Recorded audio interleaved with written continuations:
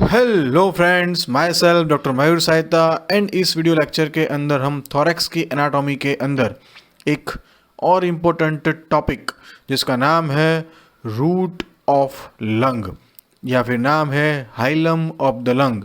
इसमें से कौन कौन से structure right side as well as left side में कौन कौन से स्ट्रक्चर्स पास आउट होते हैं और इसका इम्पोर्टेंट रिलेशंस क्या है, ये कुछ हमको जानेंगे इस वीडियो के अंदर। Let's begin the topic. तो सबसे पहले रूट ऑफ लंग बोलते किसके हैं? तो बेसिकली यहाँ पे लंग की जो सरफेस है जिसको हम बोलते हैं उसकी मीडियल सरफेस, और यहाँ पे सारे स्ट्रक्चर्स जो है between the two space mediastinum, तो इधर लंग के अंदर एंटर होते हैं या फिर एग्जिट होते हैं, उनकी मदद से ये जो स्ट्रक्चर यहाँ पे फॉर्मेशन होता है जिसको लंग का दरवाज़ा भी बोल सकते हैं हम, और उसको हम बोल देते हैं हाइलम ऑफ द लंग या तो फिर रूट ऑफ द लंग। सबसे पहले इंपॉर्टेंट स्ट्रक्चर की जो इसके अंदर से पास आउट होते हैं उसमें ब्रोंकस, राइट साइड वाले रूट ऑफ लंग के अंदर उसकी राइट प्रिंसिपल ब्रोंकस। बट ये जो प्रिंसिपल ब्रोंकस है यहाँ पे just at the level of the root of the lung उसके अंदर हो जाते हैं दो डिविजन्स। जो ऊपर वाला ये डिवीजन है उसको बोलते हैं हम एप आर्टेरियल ब्रोंकस, और जो यहाँ पे नीचे वाला जो डिवीजन है यहाँ पे उसको हम बोल देते हैं हाइप आर्टेरियल ब्रोंकस।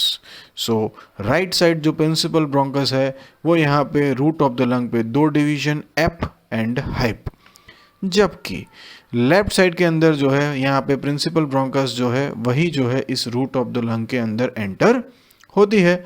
अब आपको अगर एग्ज़ाम के अंदर रूट ऑफ लंग जो है वो डायग्राम बनाना हो तो आप बीडीसी बुक के अंदर उसका जो ये वाला डायग्राम जो है, एक है इसके अंदर ऐसे Q और एक है P, दोनों के अंदर ये वाला पार्ट जो है वो है पोस्टीरियर और जो आगे वाला पार्ट है ये है एंटीरियर। तो उसके अंदर और ये वाला जो है सुपीरियर और यहाँ पे है इन्फीरियर। तो ये वाली जो मार्किंग यहाँ पे दी है वो दोनों के अंदर लागू नहीं होती है, पीछे दोनों में जो है वो है पोस्टीरियर। ठीक है, तो अगर इस डायग्राम को किस तरीके से बनाया गया है तो ये जो है एंटीरियर, यहाँ पे पोस्टीरियर, फिर सुपीरियर एंड इन्फीरियर। तो उस डायग्राम के अंदर हम अगर देखें तो एंटीरियर साइड के अंदर एक्चुअली जो लेफ्ट एट्रियम है उसके अंदर यहाँ से दो पल्मोनरी वेइन जो है वो जाती है, उसमें से ऊपर वाली है उसको बोल देंगे हम सुपीरियर पल्मोनरी वेइन और जो नीचे वाली है उसको हम बोल देंगे इन्फीरियर पल्मोनरी वेइन। तो वही लेफ्ट साइड के अंदर भी superior and inferior pulmonary veins. और इसको रेड क्यों दिखाया है? क्योंकि इसके अंदर जो है वो ऑक्सीजनेटेड ब्लड है, और ये वाला जो पार्ट जो है दोनों के अंदर वो है पल्मोनरी आर्टरी। एंड जो मैं बोल रहा था राइट साइड के अंदर आर्टरी के ऊपर ब्रोंकस है जिसको बोलते हैं एप आर्टेरियल ब्रोंकस, और दूसरी जो है वो आर्टरी के नीचे ब्रोंकस है उसको बोलते हैं हाइप आर्टेरियल। जबकि लेफ्ट साइड के अंदर हमको एक ही प्रिंसिपल मेन ब्रोंकस रखनी है। तो ये मेन डिफरेंस जो है वो आप याद रख लेना कि इसमें ऊपर और एक नीचे पल्मोनरी आर्टरी के।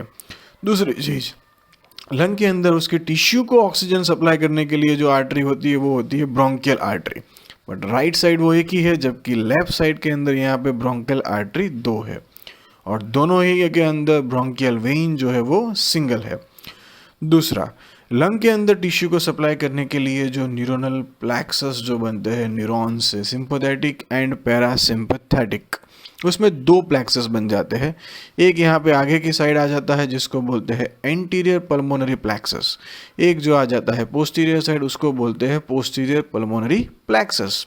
दूसरा, हाइलम के अंदर यहाँ पे जो लिम्फ नोड्स होते हैं जो कि दोनों ही साइड होते हैं जिसको बोलते हैं hilar group of lymph node या फिर जो है broncho pulmonary lymph node. And उसके अलावा एक नीचे के पार्ट के अंदर ये जो एक्सटेंशन होता है वहाँ पे उसको बोल देते हैं हम पल्मोनरी लिगामेंट, जहाँ पे basically parietal pleura continues as the visceral या फिर visceral continues as the parietal, और वहाँ पे जो बीच में स्पेस है उसके अंदर जो टिश्यू होती है जिसको बोलते हैं हम लूज एरियोलर टिश्यू। क्यों भाई? तो भाई ये जो पल्मोनरी वेन है या आर्टरी है अगर ये एक्सपांड होती है तो उनको स्पेस चाहिए, वो स्पेस जो है वो ये लूज एरियोलर टिश्यू जो है वो प्रोवाइड करती है। तो इसी तरीके से हम सिंपली अगर उसको फटाफट डायग्रामेटिक प्रेजेंटेशंस में भी अगर ड्रॉ करना चाहे, तो अगर मैं राइट साइड का अगर रूट ऑफ लंग ड्रॉ करना चाहूँ तो इस तरीके से आप सिंपली ऐसे क्यू बना के यहाँ पे जो है वो पल्मोनरी लिगामेंट, ये जो है यहाँ पे बेसिकली एरियोलर टिश्यू, फिर यहाँ पे हम सिंपली बना सकते हैं कौन सा, तो कि आर्टरी वाला पार्ट, तो एक आ जाएगी यहाँ पे सुपीरियर पल्मोनरी वेन, यहाँ पे इंफीरियर पल्मोनरी वेन। उसके बाद यहाँ पे हम सिंपली ड्रॉ कर सकते हैं उसकी एप आर्टेरियल ब्रोंकस, नीचे हाइप आर्टेरियल ब्रोंकस, और उसके बाद जो पल्मोनरी आर्टरी जो है वो बेसिकली यहाँ पे जो है उसकी ब्रोंकियल अपने बोल सकते हैं उसका पल्मोनरी आर्टरी, ठीक है। और पीछे की साइड ब्रोंकियल आर्टरी है और एक ब्रोंकियल वेइन है, यहाँ पे एंटीरियर पल्मोनरी प्लेक्सस नर्व्स का, और पीछे के साइड पोस्टीरियर। और उसी की तरीके से अगर हम इस तरफ लेफ्ट साइड का अगर ड्रॉ करना चाहे तो सिंपली उसके अंदर हमें ये जो ब्रोंकस जो है वो सिंपली जो है वो एक ही ड्रॉ करनी है उसके अंदर, कि भाई जो ब्रोंकस जो है वो यहीं पे आ जाएगी, और उसकी जो पल्मोनरी वेन्स जो है वो तो वही आएगी, superior pulmonary vein and the inferior pulmonary vein, as well as जो ब्रोंकस जो है वो ब्रोंकस यहाँ पे आ जाएगी, ठीक है। ये ब्रोंकस वाला पार्ट है, ये पल्मोनरी आर्टरी है। तो इस तरीके से अगर हम right side root of lung के अंदर एंटीरियर टू पोस्टीरियर जाएं तो हमें कौन कौन से स्ट्रक्चर जो है वो हमारे आगे से पीछे की तरफ आएंगे। तो सबसे आ जाएगी वेन, उसके बाद आ जाएगी आर्टरी, और उसके बाद आ जाएगी ब्रोंकस, मीन्स वाब, दैट्स द सेम, कि भाई वेन होती है यहाँ पे basically, then artery and the bronchus. But अगर हम ऊपर से नीचे की तरफ हम जाएं तो आ जाएगा यहाँ पे राइट साइड में आ जाएगा एप आर्टेरियल ब्रोंकस, उसके बाद पल्मोनरी आर्टरी, उसके बाद जो है वो हाइप आर्टेरियल ब्रोंकस, एंड उसके बाद जो है वो इंफीरियर पल्मोनरी वेन। जबकि लेफ्ट साइड के अंदर हम अगर बात करें तो सबसे ऊपर पहले पल्मोनरी आर्टरी है, फिर ब्रोंकस है एंड वेन है। बस ये फ़र्क है कि राइट साइड में एक एप आर्टेरियल ब्रोंकस जो है वो ऊपर की तरफ आ जाती है।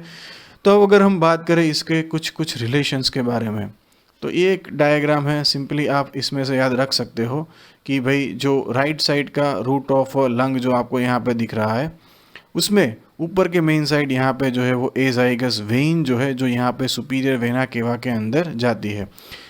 अगर हम सॉफ्टवेयर के अंदर रूट ऑफ लंग को अगर इस तरीके से देखना चाहे तो राइट साइड में यहाँ पे ब्रोंकस है, और जो हम सुपीरियर इन्फीरियर पल्मोनरी वेन की जो बात करते हैं वो इस तरीके से डायरेक्टली फिर यहाँ पे लेफ्ट एट्रियम के अंदर जाती हुई दिख रही है, superior and inferior pulmonary vein. And ये जो पल्मोनरी ट्रंक जो है जो कि बेसिकली आगे जाके राइट एंड लेफ्ट में डिवाइड होता है, और ये पल्मोनरी आर्टरी जो है वो आपको यहाँ पे अंदर जाते हुए दिख रही है। तो इस तरीके से हार्ट जो है that's lies closely in relationship with to the root of a lung.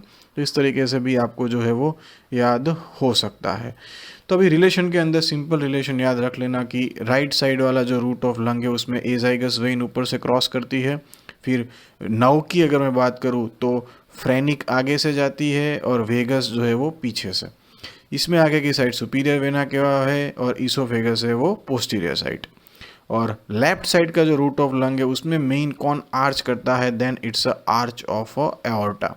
दोनों के अंदर फ्रेनिक आगे से जाएगी, वेगस पीछे से जाएगी, एज वेल एज यहाँ पे जो मेन आगे की साइड जो रिलेशन में आएगा वो बेसिकली लेफ्ट साइड का जो है वो हार्ट, और वहाँ पे पल्मोनरी ट्रंक वाला पार्ट जो है वो आपको यहाँ पे दिख रहा है।